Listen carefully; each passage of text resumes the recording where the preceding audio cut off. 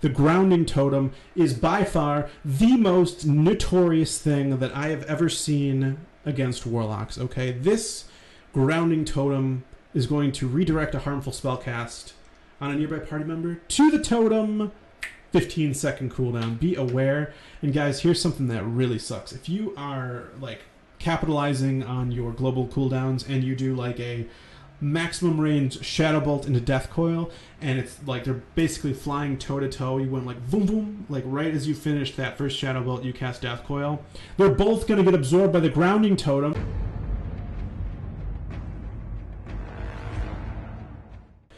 Hey, what's up guys, it's Toyhouze, and today I have a Warlock PvP guide that I found online that I was just totally getting into, and I wanted to share with you guys because it's got some really good tips that I didn't even think about, and I've been playing World of Warcraft for so many years. I remembered some of the stuff that I had forgotten, but overall I think it's a fantastic guide. I'll put the link in the description below so you guys can check it out after this video.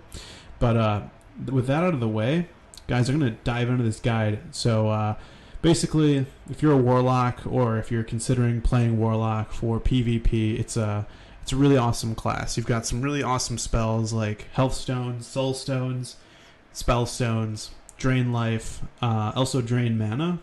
In addition to that, some of the best crowd control in the game like Fear, Howl of Terror, Death Coil, Seduction, and Banish. Banish is really great in both Classic and the Burning Crusade because you can banish elementals that shamans can summon in the Burning Crusade. Seduction is a spell that your succubus can cast, which is pretty awesome. And yeah, that's pretty much it in terms of a introduction. So you're re-rolling, let's say, and you want to know which class or which race to choose for your Warlock. So there's a few options, but there is a definite best for Classic.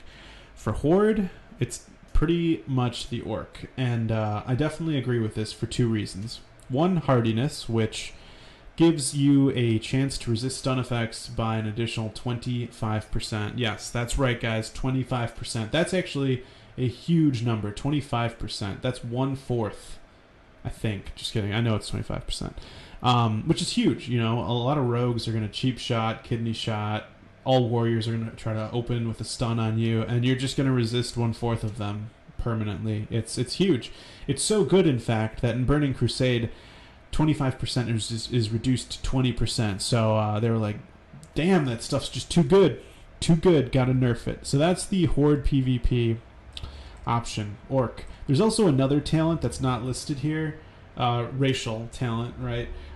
Which is Command. Your pet will do 5% increased damage permanently. And this is going to really help you with leveling, but there's a PvP guide. So, like, if you have a succubus, that is pretty much the highest DPS pet. Some imps, too, are pretty high DPS. But it's going to help out a ton with that damage.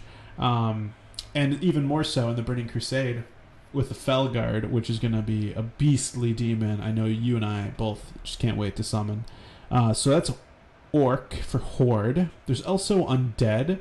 So some people might think, you know, Undead Warlock is better, or, you know, the Orc is better. So there's like a debate, right? But you know what I say to this? I say that, oh shit, my background. I say that the Orc is better. I mean, Will of the Forsaken is pretty good because, you know, it's got, you know, the fear resist, right? What else does Will of the Forsaken do? Immune to charm, fear, and sleep while active. And you may use it when you're already afflicted by it. So you don't have to actually have skill. So you've got, you know, resistance to a lot of other warlocks, essentially. So that's going to help out a bunch. Some priests are going to have fear. I don't think you're ever going to get put to sleep in PvP. Unless, I think there's like sleeping dust. I could be wrong. Like a quest item. Anyways, Will of the Forsaken is, I mean, hands down, it's an amazing PvP racial to help you get out of fear, because there's tons of fears in the game. But it's got a 2-minute cooldown, whereas hardiness, it's freaking passive, and it'll always happen, and so is Command. So in my opinion, and you guys can debate me forever, come at me, bro, but I think the Orc is better. I would roll an Orc Warlock. over an undead warlock. Cannibalize, I really don't even care. I mean, this is not a big deal for PvP. For Alliance, since we're in the Warlock Alliance Slaughter, what is it called? Slaughter of the Lamb or something? What is it? Lamb Slaughter Inn? I don't even know what this inn is called. But since we're in the Alliance Stormwind Warlock area, we're going to talk about the Alliance PvP best class. And so this one's kind of for classic, Expansive Mind. They're saying the Gnome. Expansive Mind gives you 5% more intelligence, which intelligence is really a primary stat for Warlocks. It's definitely, I agree, it's definitely best for PvE. PvP, yeah, it's great. But this one's even better, right? Escape Artist. You can get you out of immobilization or movement speed reduction effect. You get wing clipped, you get concussive shotted, you get hamstrung, you get pretty much any type of immobilization. That includes entangling roots, anything. And it has a 1 minute cooldown. So that's really great. It's a 0.5 second cast, so it's not instant. Keep that in mind. But it's really good. It's actually really, really good if you think about it. So Gnomes are pretty fantastic. And in Classic, the only other race I was going to bring up would be the Human. It's not in this guide, but the Human has some pretty cool racials as well. Human Spirit does not really help at all in PvP. However, Perception, I think, is pretty cool. If you tie Perception with the Fellhound's Paranoia, you can see rogues from really far away. So I just throw my pet in aggressive, and guys, like, rogues don't even pop on me. They don't even pop on me. I can see them before they've even come back to life in a battleground. They're already dead. They're already taken out of stealth. So I'm a Human Warlock, and I approve this message. So I would say, yeah, probably go with Gnome, but I think Human is a close second. And in Burning Crusade, I'm pretty sure there's like a new talent called like the Human Will, right, or something. I don't know. Every man for himself. There we go. I know something. So every man for himself is essentially a trinket, a passive trinket, and I don't think it stacks though with Insignia of the Alliance, but I would highly recommend playing Human as well for Burning Crusade. Okay, so this kind of talks through command. There it is right there. Escape Artist. Arcane Resistance is also a Gnome racial. That'll help with some polymorph stuff right there. And some Arcane Explosion. That's used quite a bit too. Alright guys, we're getting into the fun stuff, okay? Not the awesome stuff at the very end, but this is the fun stuff, okay? PvP specs. So if you guys saw my last video, the SL spec is one that I was showing off. This is slightly different than the one I was showing, but Soul Link is such an awesome talent. It is fantastic. And I think it's one of the reasons why I wanted to play a Warlock in PvP. So this is the spec. You start off in the Affliction tree with some improved corruption. Reduces the casting time of your corruption spell by 2 seconds. That makes it instant cast. You can be running around, boom, casting those spells. Improved life tap is just good because, usually you tap for more than, like, you're tapping all the time to get more mana because you ran out. So it's just going to speed up the rate at which you get that mana back. It's an important talent for both PvP and you know what. So, Demonology. Alright, improved health stone, that's a must. Makes total sense. You're going to want to get more health. Demonic Embrace, get that stamina. It's fantastic. Spirit is not really needed in PvP. Improved Voidwalker. This is important, especially if you're going to be rolling with the Voidwalker out, which you should against all those physical damage dealing classes. It's going to make your Voidwalker do a lot more benefit to you with the sacrifice, right? So you pop that shield, it's like 2.5k health you just get instantly. It's fantastic. Okay. Fell Domination. Get a second Voidwalker really fast, pretty much. Or your first one if you had a different pet out and you need a shield really quick. Fell Stamina. Gets more health. Gets more damage. Master Summoner. Fantastic. It basically you need it in order to get that really quick demon summoned. Demonic Sacrifice. Pretty much never going to use this in PvP, I imagine. Can't think of any reason why you would. At this time, maybe in the future. Master Demonologist. If you guys saw my other video, dude, I went crazy over this talent. I went crazy because Master Demonologist is so friggin' awesome. Reduce physical damage taken by 10%, and then of that damage you take, 30% of that is then shared with your Voidwalker. Dude, what more could you want? Like, that is so awesome.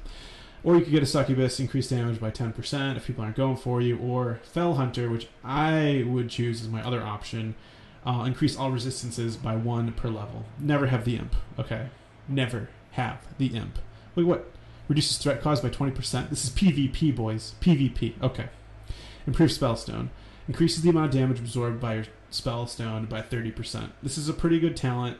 It already absorbs, I think, like 900 in addition to removing all magical effects, including your Voidwalker's sacrifice ability. So listen to me when I tell you, do not pop your Spellstone when you friggin' got the sacrifice on. Aight? Okay, cool. Glad we talked about that, because that's not going to go well for you. You're not going to be happy. You're going to lose your shield, and you're going to die. You're going to die. So don't do that. Soul Link. This is it, guys. This is the talent. 30% of all damage taken by the caster is taken by your Imp, Voidwalker, Succubus, or Fell Hunter Demon instead. In addition, both the Demon and the Master inflict 3% more damage. Take it. You need that 3% because you're not going to be doing a ton of... You're not going to have this Shadow Mastery, and you're not going to have Ruin, some of these really strong talents. So you're going to need that 3%. Alright, cool. Cataclysm, it's good because I mean you're gonna be life tapping for mana, so it's good to reduce the cost of your destruction spells, pumping out those shadow bolts when you need them. And then Bane, reduce that cast time of that shadow bolt and Immolate. You will be using Immolate most likely in PvP if you get counterspelled, hard counterspelled. Really quickly, a soft counterspell is when you're not casting a spell and someone casts counterspell on you and you can't use any schools of magic for 4 seconds. A hard counterspell is when someone hits you while you're casting a spell and then the school of magic that spell was being casted in is now locked out for 8 seconds, okay? But if that's too complicated for you, don't worry. Just know, like, if you get counterspelled, try to cast a different school of magic. That's all you gotta know. Alright, keeping it simple. And then Shadowburn, which is actually one of my like favorite abilities. It's an instant cast burst. See, I love things that are instant cast, and like I feel like most of the time Warlocks don't have a lot of that. Well, at least that like does something, right? You can throw on the dots instantly, but it doesn't do crap till it starts ticking, right? Shadowburn and Death Coil, my other favorite ability, are the exception to that rule and can do some instant damage, some instant burst, right? This is also another instant spell, but that's for another time. So this is the build, guys. We're going to continue on with the guide. We're going to talk a little bit about some of these talents right here, mandatory. Look at all this, Master Demonologist. We kind of talked about it. Pause this video if you want to take a look at what all these things do, but we're going to keep on going. Major Spellstone talks about dispelling, Frost Nova, Polymorph, Doopa-doopa-doo, moving on. Alright, this is a little bit different. SM Ruin. So this is a PvP spec as well, but this is also a spec you could run for PvE. And if you are broke, like me, then you're probably not going to be able to constantly be changing from a Soul Link spec into a Ruin spec. So this is sort of the middle ground where you could definitely raid with this, okay? Sorry, I'm going up and down. Sorry, I'll stop. Alright, so up first we have the Affliction Tree. We've got some favorites from the other build with these two, so we don't have to talk about it. I swear I'm not doing that. Affliction, so Suppression. This is definitely good because Warlocks have problems with their spells getting resisted, I've noticed, in PvE and in PvP, especially with some of the set bonuses that some classes get that increase their resistances. So Suppression's an important talent. Improve Drain Life, get a little bit more from your Drain Life. It's a good talent. Amplify Curse. You're going to need this because I'm telling you guys, if you amplify Curse of Curse of Agony, it's 50% more damage, and like that curse already did a ton of damage, as well as amplifying Curse of Exhaustion, which is pretty cool because it's a ranged slow. I didn't like it at first, guys, but it's pretty fantastic, casting Curse of Exhaustion, especially an amplified Curse of Exhaustion. And my recommendation to you, my friend, is to create a macro that casts Amplify Curse, and then whatever curse you want, and then just always use that macro so you don't even have to have Amplify Curse on your bars, because it is an instant cast, and it does not use a global cooldown, or GCD as the cool kids call it. Not me, of course. Fell Concentration, 2 points in that. Kind of an interesting thing. basically, if you only have 2 points in this, you're not going to really want to be channeling that much because it's going to be interrupted. If they're on you, try not to use Drain Life, even though you kind of want to because they're hurting you, but it's not going to be super effective. Improved Curse of Agony. That is going to go great with Amplify Curse when you use it. And then Grim Reach, which is super necessary in BGs because you're going to want to max distance your foes.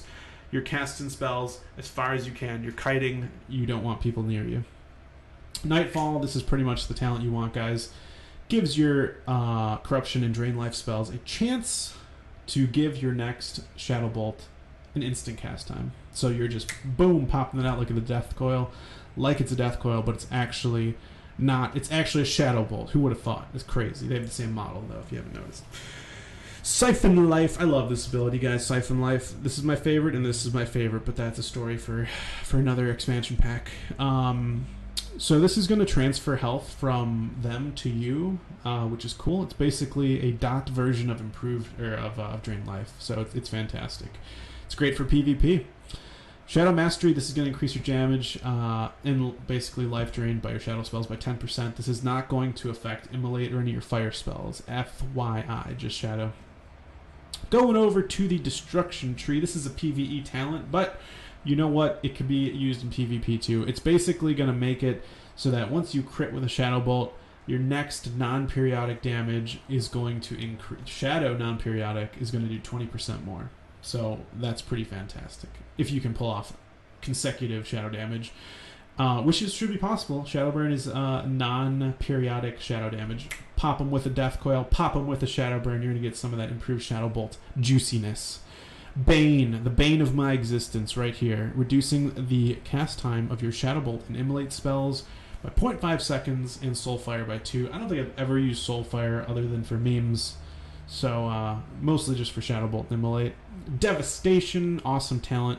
Each point increases your critical strike chance by 1%, totaling up to 5. Destructive Reach. Gotta max distance those people. Gotta max distance, social distance, guys. Korogna. Improved Searing Pain. This is going to increase your critical strike chance of your Searing Pain by 4%, 2 per point. Put 2 points in that. And then Ruin. Increase the critical strike damage bonus of your destruction spells by 100%, which includes your Death Coil, your Searing Pain, your Shadow Burn. These are all destruction abilities. And when they crit, they are going to crit, my friend, and do 100% increased damage. Okay. So, this is a little explanation about how, put Corruption on as many targets as possible to increase the chance of proccing Nightfall. Great advice. Great advice. Especially in Battlegrounds. If you're dueling someone, obviously, you can only duel them and their pet. Personally, I wouldn't even put on their pet because it's a duel and that's going to be over pretty quick if you're putting Corruption on their pet. Who does that?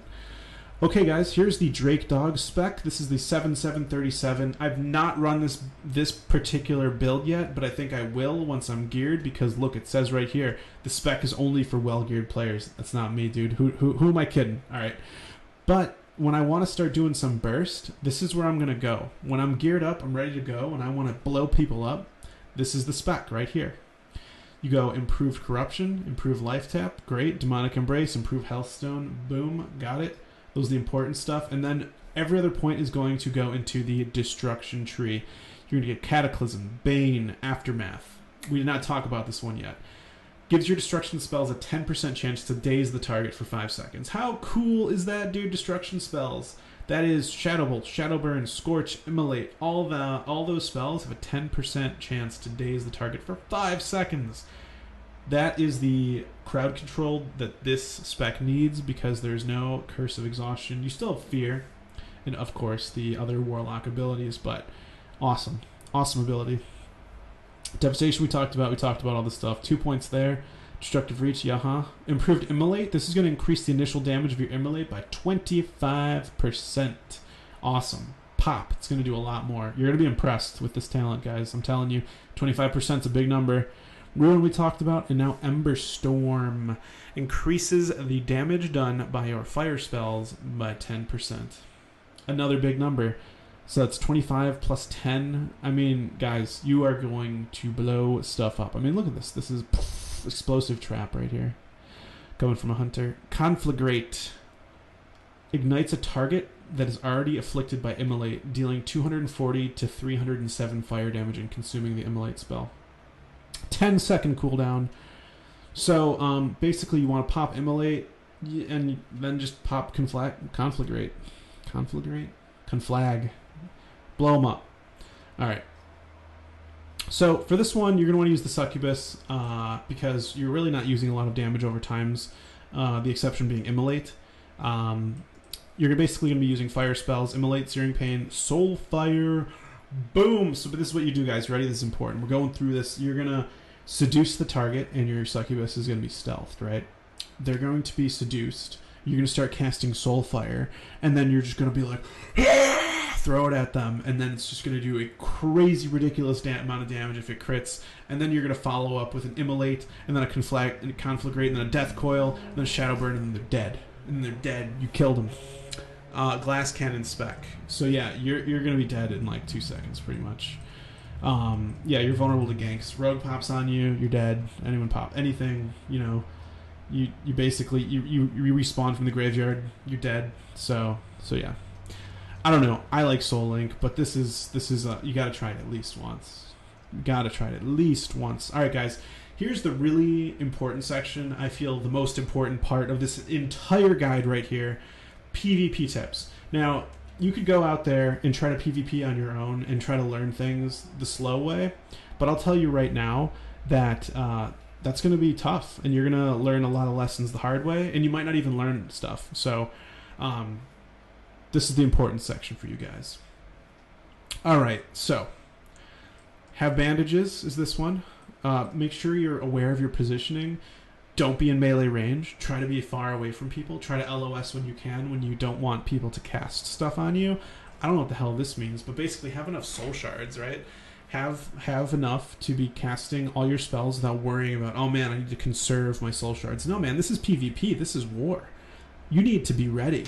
You need to have a bag full of soul shards. Destroy your Hearthstone. Use that slot for a freaking soul shard, okay? This is serious business. Try to bait, kick, and other interruptible, stuff, okay? So, what, I don't know, like slam, is that an interrupt? Shield slam?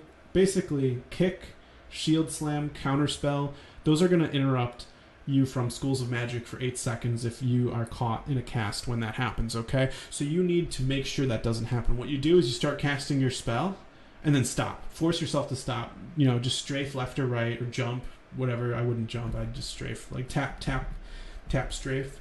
Interrupts the spell. They use kick. You go back to casting. Their cooldown is wasted. That's what this says, okay? I mean, any well-geared, anything can be hard to take down. They're just basically talking about how awesome Warlocks are right here, which they are really awesome. I don't know how to know when someone uses this, but freaking walk of shame here, guys. I just realized that I casted a fear on someone and then it got reflected back at me, and this is why. The Ultra Flash Shadow Reflector. There's probably some animation. I'll look it up and get back to you guys. But be aware that people can reflect shadow spells, and that's going to be pretty bad if they do. Curse of Tongues is fantastic. I would use it on shamans because they cannot dispel it, and priests, shadow priests, they cannot dispel it either. Of course, mages and druids are the two that can dispel curses, so of course use those on the appropriate classes, including warlocks, but in particular, elemental shamans and shadow priests are susceptible. Okay, items and consumables. You've got the FAP, Free Action Potion, very popular in PvP. You've got the LIP, Limited Invulnerability Potion. Basically, it is going to make you invulnerable. Resist physical loss of control effects like blind scatter shots. Very cool. That's very cool. But it also makes you immune to physical attacks. It's like a blessing of protection, if you know what that is. It's a good ability. Consumables, large rope net. I don't know even where you get this, but yeah, this one you have to grind rep with the Furbolgs, I think. Yeah, to get that. Flash bomb causes all beasts to run away. Pretty good against feral druids or to scare away a hunter's pet. Cannot use it on a bestial wrath hunter's pet, FYI. Keep that in mind, my friends. How we doing, guys? How we doing? Still with me? There's a lot of info in this guide. Again, it's going to be in the description below if you want to go peruse this yourself on your own time. And while we're here, just going to go ahead and remind you to smash that like button if you're enjoying this guide. If you want more like it, subscribe. And with that said, let's get back to the guide. So next up, we've got the Gnomish Rocket Boots. These are really, really fun. It's going to increase your run speed for 20 seconds. It's actually quite a long time. You're going to go flying. Nifty stopwatch. I actually have this, and I've got to say, it is super nifty. It has gotten me out of a lot of tight situations, out of quite a few pinches. And you know, Warlocks have really no movement speed increases, so this nifty stopwatch is fantastic. Charge the enemy, it stuns them silly for 30 seconds. Really, really awesome. I've seen it used in Battlegrounds to just essentially sap someone, right? And then you've got the Shadow Reflector, Flame Reflector, and Ice Reflector. These are all really awesome. I dare someone to get a video of like you reflecting upon Pyro. You know what's crazy? I've been playing WoW for like so many months and months now with Classic WoW, and I haven't seen anyone palm Pyro. Is it just not popular anymore? Can someone tell me why palm Pyro isn't popular anymore? That was like so cool. You like, and then boom, you just see this giant fireball come, and then you're dead, and then that's it. But I haven't seen it, and it would be awesome to see someone reflect a palm Pyro back at the caster. That would be literally hilarious. Furbog Medicine Pouch, pretty good. It's going to restore 1,000 health over 10 seconds. Could be useful. Skull of Impending Doom, very useful speed bonus, allow you to flee or wait out a control effect because it hurts you and drains your mana. So if you see someone casting Polymorph, you have no trinket, you have no way of avoiding it. Pop your Skull of Impending Doom, and you cannot be CC'd by anything that gets broken by taking damage, which includes Repentance, Sheep, Fear in some cases, Entangling Roots. Chance to get broken, guys, okay? Okay, don't come at me. Alright, Spider Belt. This is going to remove existing immobilizing effects and make you immune to immobilizing effects for 5 seconds. Pretty useful. I don't know what the hell this is, but in English, I do know what this is. This is going to stun someone for 3 seconds. It's actually amazing. I don't know why this is in freaking French, but it's in Arathi Basin, right south of Stromgarde. There's a Naga, rare spawn. It's going to be hard to get. His name is Prince Nazjack, as you can see down there. Basically, you kill him. He has a 0.31 chance to drop, apparently. I think it's higher than that, but I don't know. This is a really awesome trinket. It's a ranged 3-second stun that you just have in your pocket. 15-minute cooldown, but you just stun people. It gives the Warlock summoning effect on you and a splash of water on them. It's really cool. Some hardcore PvPers I see have this trinket, and I mean, a 3-second stun, guys, in your pocket. How cool is that? Really, really awesome. Lincoln's Boomerang has a chance to stun or disarm, dude. Like, this is really good. Regret of mine. I freaking sold my Lincoln's Boomerang because I was like, oh, I'll never use this. Sell. Alright, guys. Moving on to the next section. Dueling as a Warlock. In BGs and World PvP, 1v1s are commonplace. Yeah, so here we go. We're going to do a class-by-class 1v1 situation.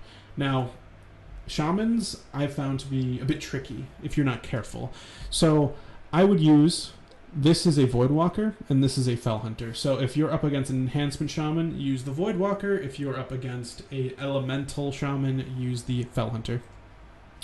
Why would you recommend using a Fell Hunter? Well, because the Fell Hunter will give you 60 to all resistances, including the casters, which in most cases. And the Voidwalker is going to give you that physical damage reduction against that Enhancement Shaman. Alright. So, there's some really, really strong totems that make Shamans good against Warlocks. We're going to walk through some of those totems, guys, right now. The Grounding Totem is by far the most notorious thing that I have ever seen against Warlocks, okay? This Grounding Totem is going to redirect a harmful spell cast on a nearby party member to the totem. 15-second cooldown. Be aware. And guys, here's something that really sucks. If you are, like, capitalizing on your global cooldowns and you do like a maximum range Shadow Bolt into Death Coil, and it's like they're basically flying toe to toe. You went like boom boom, like right as you finished that first Shadow Bolt, you cast Death Coil. They're both going to get absorbed by the Grounding Totem, because when you shot that second Death Coil, that second spell, that Grounding Totem still existed. The first Shadow Bolt didn't hit yet, so the freaking Grounding Totem just absorbed 2 spells. Be careful, okay?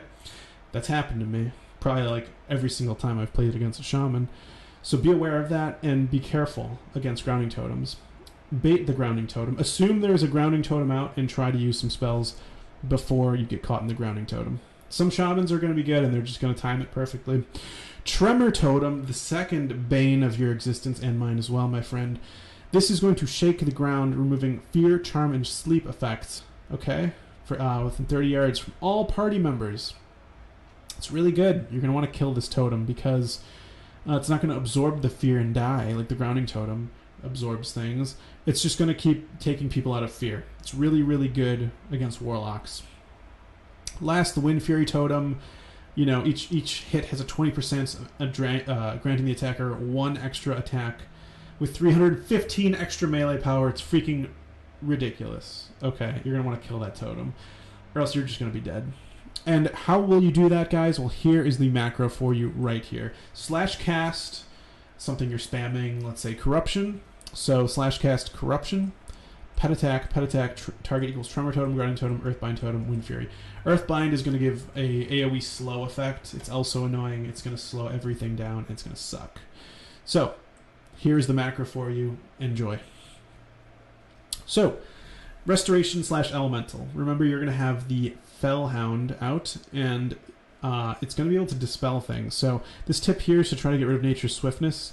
This is going to be almost impossible. This is a non-GCD cooldown, and it basically makes your next spell instant cast. So if someone uses a macro like Nature's Swiftness Chain Lightning, like I know lots of people do, it's basically just gonna happen. There's nothing you can do. You can dispel some effects, though. Of course, when an enemy is low HP that has the ability to heal, try to use some burst or crowd control spells to finish them off.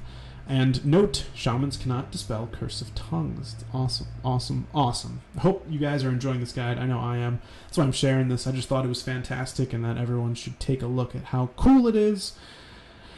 Alright, make sure to bait Earthshock. That's another one. Remember I was going through them, the different interrupts. There's the Counterspell, there's Kick, and there's Earthshock as another one. It's going to only interrupt you for 2 seconds, though. So it's not actually as bad as like Counterspell. So try to bait Earthshock. That wraps up Shamans, guys. We're going to go ahead and start talking about Hunters. The dead zone, which is 3 to 6 meters away from the hunter. So basically you're out of melee range, but you're not quite in range. Basically just try to get into that dead zone, fear them, run into them, get into that dead zone. It's going to really make Hunters a whole lot easier. Yeah, Death Coil apparently works on Bestial Wrath because it's not fear. It's a horror effect. Good to know. Just learned that right now with you guys. We're learning together. Death Coil is fantastic. It works on Will of the Forsaken as well, for that matter. Remember that they have Feign Death, so that can interrupt your spell cast. You're casting something, they Feign Death, you're going to have to start that cast over. You're going to have to go to the back of the line, sir. Okay, against other Warlocks. Enemy Warlocks will be able to use their Fell Hunter in order to silence you. Spell Lock, there's another one. 8 seconds if you get caught in that, but chances are you're going to resist it because this, I feel like, never gets casted ever. And you should banish their pet, by the way. There's no reason why you shouldn't be banishing their pet. So banish their pet. Devour Magic is... this is the freaking craziest ability I've ever seen in my entire life, guys. Devour Magic... I mean, just 1 second. Let me just read this to you. Purges 1 harmful magic effect from a friend or 1 beneficial magic effect from an enemy. Okay, that's the only part that I even care about. Like, the second one's just a bonus. But if you get polymorphed, you can be like, come here, pet. Come here, boy. And he could just remove the polymorph from you. You're feared. Boom, gone. What other magical effects? Entangling Roots, gone. Dude, you need to create a macro right freaking now. and slash target self, slash pet cast devour magic, target equal self. I don't know what the macro is, but you just set it up. Just do it. Just do it. Devour magic, guys. It's freaking awesome. This spell makes me so happy. Like, I dare say just always have the Fellhound out whenever you're up against cat. I mean, I already said that, but fear. You get feared, devour magic.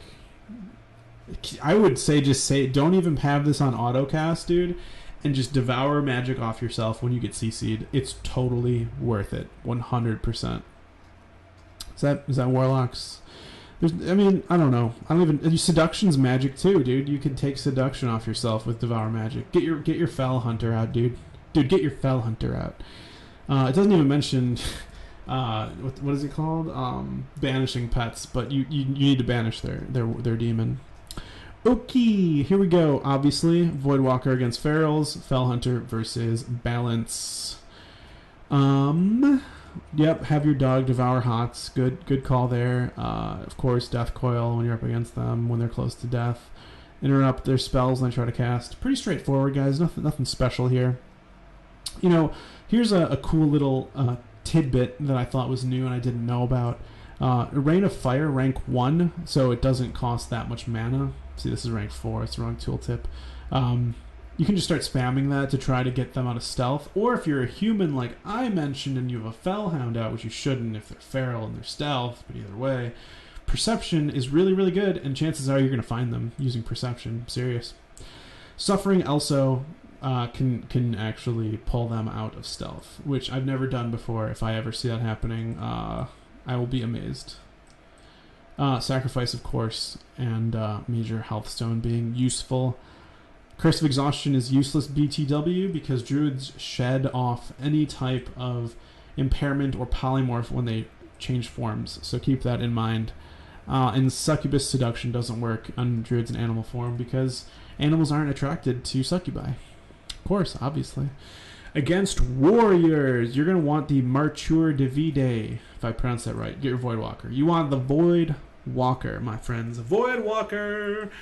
Alright, so keep your Voidwalker alive, so don't stand next to it. Warriors are cleave specialists. And try to always keep your health above 20% so they can never execute. This is going to do a ton of damage. Ton of damage. Don't get your health too low or else you gone, son. You gone.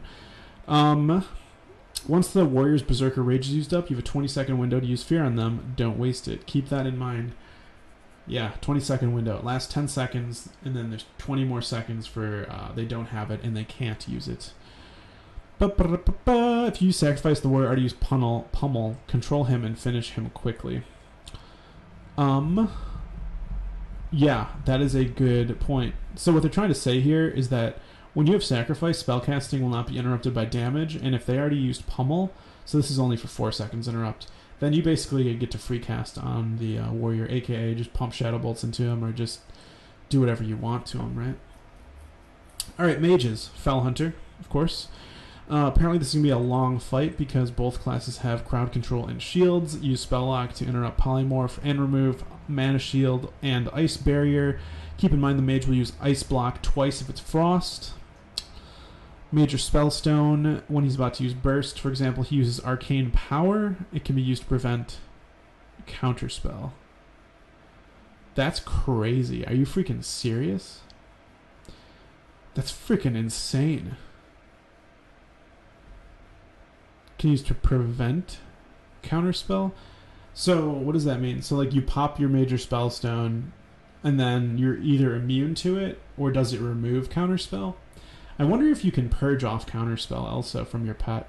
Like can your pet purge or whatever, devour magic? Can your pet devour counterspell off of you? And I think the answer is yes. Here, this is about to fucking reset.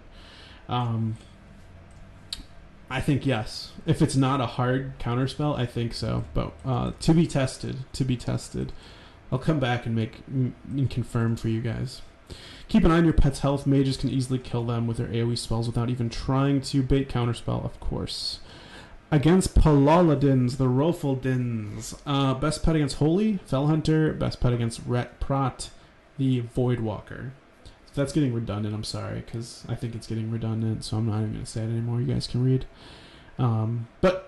Basically, I don't even think any of these classes are going to be a problem. Like it's saying here, I've never even ran... Well, I'm Alliance, that's why I've never run into them. Yeah, I mean, Curse of Tongues, great spell. They can't get rid of it. And just win. There you go. There's no tips here. I don't really know. Yeah, I don't know what to tell you guys. Honestly, like I don't even believe this here. I would just use a Voidwalker always because there is no holy resistance in the game. I think this guide messed up because you can't even resist holy. There is no holy school of magic to be resisted. That's why holy is one of the better schools of magic to cast abilities on, my friend.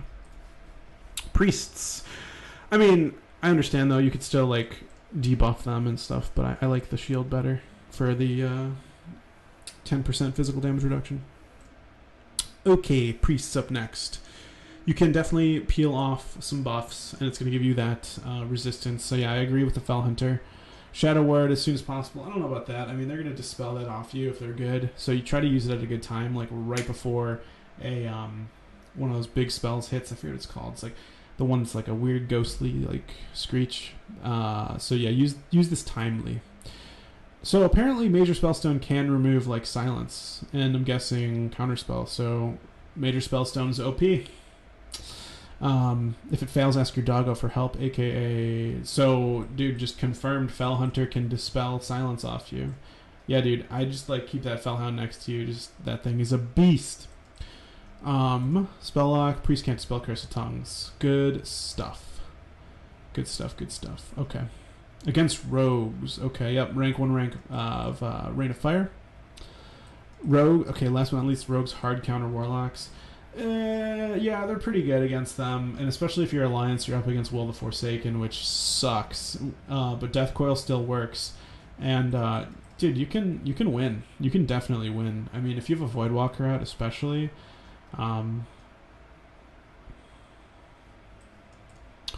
Yeah. That makes sense. Keep Trinket for Death Coil. Yeah. That would suck. Yeah, you're gonna get effed up if they do that. Okay, so that's basically the class guide, and what I was saying is that if they save their Trinket for Death Coil, of course. Okay. Battlegrounds. Right now, as of April 23rd, 2020, there is Warsong Gulch, Arathi Basin, and Alterac Valley. These are the 3 ones that are out right now. We're going to talk about Warlock PvP in each of these battlegrounds. Keep in mind that, what is the goal of the BG? To win. So good communication is necessary. Know who's going to which base in Arathi Basin, who's the flag carrier, where is the flag carrier, where's the EFC enemy flag carrier. Let's talk a little bit about Warsong Gulch first. So Warlocks are not flag carriers. Don't take the flag unless nobody else is doing it. Even with the SL spec, you're still a clothy, and your mobility is non-existent for the most part. You really have nothing to increase your movement speed. So keep that in mind, unless you have the nifty stopwatch, which I do, which means I'm a flag carrier, and I'm going to carry the flag. Just kidding. I won't, even if SL. So, if you're playing defense, be careful where you put your pet. A Warlock without his demon isn't a mage. It's just weak. Interesting thought. Your pet should basically always be on follow. I don't know why your pet wouldn't be on follow. Personally, I have mine on follow. I don't really use Soulstone in Battlegrounds, but if you really want to, you know what, guys? Back to that tryhard mode. You're going to Soulstone the most well-geared player on your team. You see a Hand of Rag on a warrior, you're going to Soulstone him. You see a well-geared healer, give him that Soulstone, guys. You fight to win in BGs. Okay? Don't fight in the middle of the map for no reason. The only goal is the flag. Okay. Arathi Basin. Almost through this, guys. Almost through this. Hope you're enjoying the guide. If you are with me still this far into the video, good for you, dude. I am so happy and so impressed, and just wanted to say thank you. And please, if you have a spare second, go ahead, like, subscribe, leave me a comment, say hello. I will say hello right back to you as soon as I can, because I love this game. I love talking about this game. This guide I feel like, taught me quite a bit. So with that said, let's get back to the guide. Arathi Basin, one of my absolute favorite battlegrounds. Arathi Basin is one of those fights where you're running around trying to play offense and defense. You don't know where you should be, what you should do. Most of the time you're kind of just reacting, or you're going to communicate well and do an awesome job, which I know you will. So some tips here. It says focus on defending the sawmill. It gives good vision on enemy movement, and with Eye of Kilrog you can scout. It's a good point. Sawmill or the blacksmith I also feel is a fantastic one to try to take. I usually see sending like 10 people to blacksmith, and that usually works pretty well. Like it says here, don't try to defend zones by yourself. I agree with that. I feel like warlocks are kind of better if you hang out in the back and then just try to cast spells. Try not to solo too many people, even though you feel like you could with Fear, Howl of Terror, Death Coil. It's better to be with allies. Elteric Valley, when defending a tower/graveyard, cause some pandemonium by using lots of crowd control spells. Dot everything and kite enemies trying to off you, trying to kill you. That's another way of saying it. I've never seen Ritual of Summoning used in Elteric Valley, but if you are on the offense and you need more people on the offense, that's one way to do it. On the defense, you probably won't need that because Insignia of Elteric Valley can just teleport you back to the keep. And that's the end of the guide. I thought that this was an incredible guide worth sharing with you guys. Again, if you made it all the way, I hope you learned a ton about Warlocks. I actually know I did. Spellstone's fantastic for PvP to remove like counterspell, silence, things like that. And the Fellhound, dude, the Fellhound can dispel so much stuff off of you. I have to go play some World of Warcraft right now so that I can go dispel some debuffs on me like Polymorph and silence and counterspell. So with that out of the way, guys, I hope you enjoyed this guide. I'm going to keep making videos. I'm going to keep talking about Warlocks from Classic and in the Burning Crusade when that comes out, because I absolutely love World of Warcraft and I love talking to you guys about World of Warcraft. So with that being said, that out of the way, I'll see you guys in the next video. Take care.